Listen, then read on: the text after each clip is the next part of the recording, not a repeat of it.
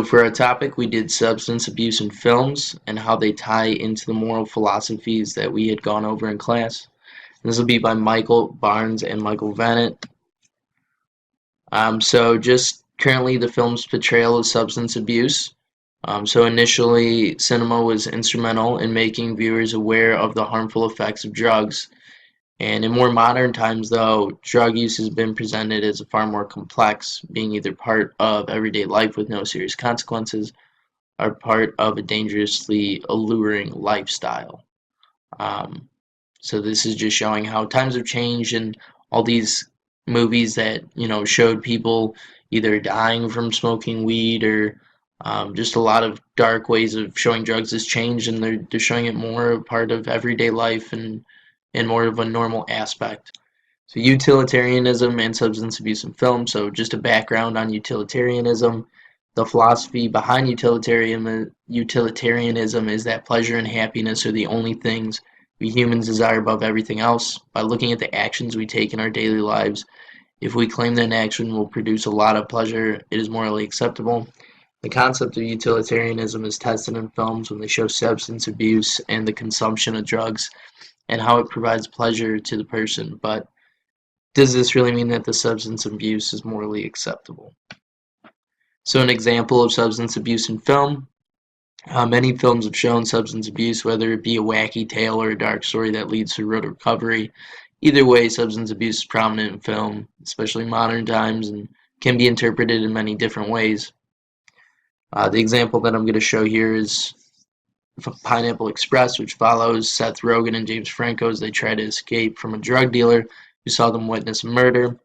And this tale shows that marijuana in kind of this funny comedic light and provides happiness to those in the film.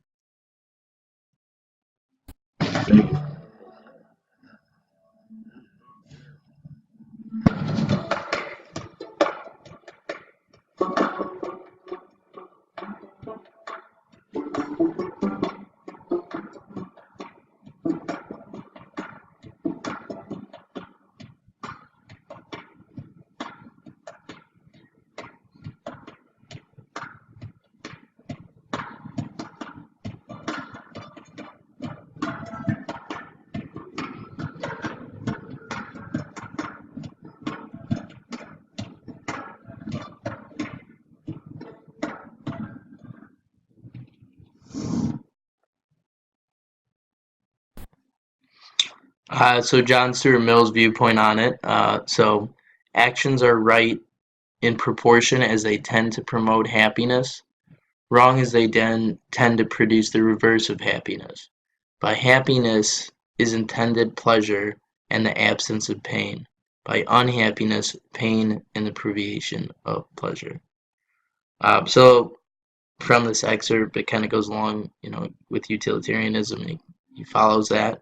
And by looking through the lens of John Stuart Mill and his thoughts on utilitarianism, we can just say that the benefits associated with marijuana, for example, just one of them, outweigh the pain or displeasure that they cause. But in our society, this is still a Schedule 1 drug, which is the most dangerous. So for the depiction of alcohol and tobacco in film, most of the time in film, alcohol and tobacco are depicted as recreational and something that is not too serious. People are always shown drinking and smoking, having a good time, and they, for the most part, do not show a bad side to it. Researchers at the University of South Florida say that the constant exposure to alcohol and tobacco in film desensitizes people to incidents of people engaging in these activities around them. Almost all of the research also points to believe that exposure to the content could have an effect in encouraging other youngsters to do drugs, indicating that there could be a third-person effect, wherein the participants do not believe that they could be affected like others by the content they watch. The people never think that something bad can happen to them drinking alcohol because they think that it only happens in movies. So portrayal of substance abuse in The Wolf of Wall Street. In this film, there's around 20 different scenes of substances being used. In this film, the abuse of different substances range from cocaine to Adderall to something that is not so common, such as Quaaludes. The way the film portrays these drugs can be disturbing or even funny. They use the craziness and the side effects of these drugs to their advantage. They show these in a way to make people laugh or just flat out think the main character, Jordan Belfort, played by Leonardo DiCaprio, is insane and has a serious problem. The way the film can be interpreted is different for different people, but for the most part, it will make people not want to get caught up with in the crazy life of drugs, showing as it results in going to prison. Relating this movie to the principle of utilitarianism, they definitely show the consequences and the result of using all these different substances. It shows the way that these drugs affects family, specifically his daughter in the movie. Jordan grabs his toddler daughter, shoves her in the car, and crashes the car before the car even leaves the garage. The terror and fear on his daughter's face gives a glimpse of damage his addiction is causing. This film shows the disturbing consequences of the actions of what happens to different family members when someone is affected by the addiction of the drugs. And then here's the clip of it. There you go, get your legs in. I'm taking her with me! I told you I'm taking her with me, you fucking bitch! You're not gonna stop me! You're not gonna stop me! A little tree. All right? Get the hell out of here! Violet! Garage door! Close it! Mommy!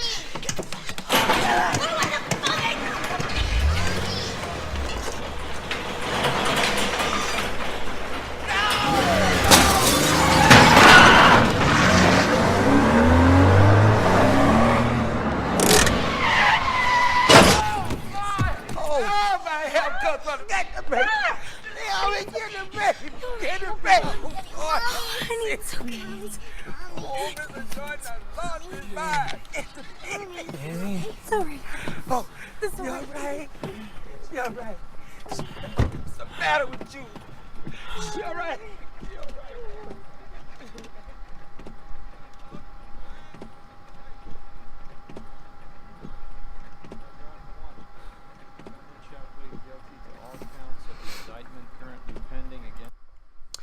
How does substance abuse in film tie with Kant's teachings or classical utilitarianism?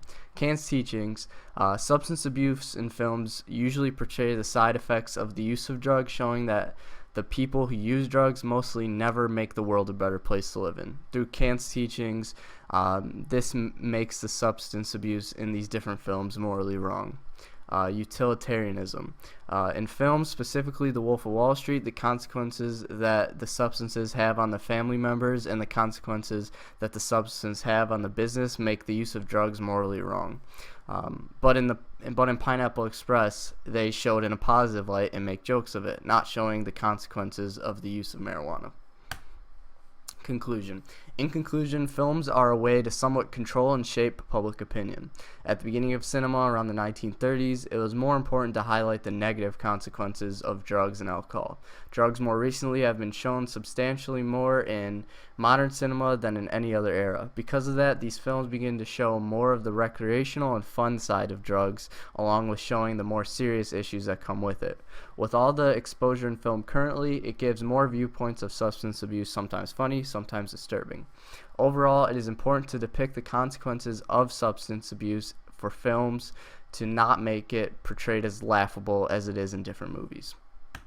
And then here's our works cited.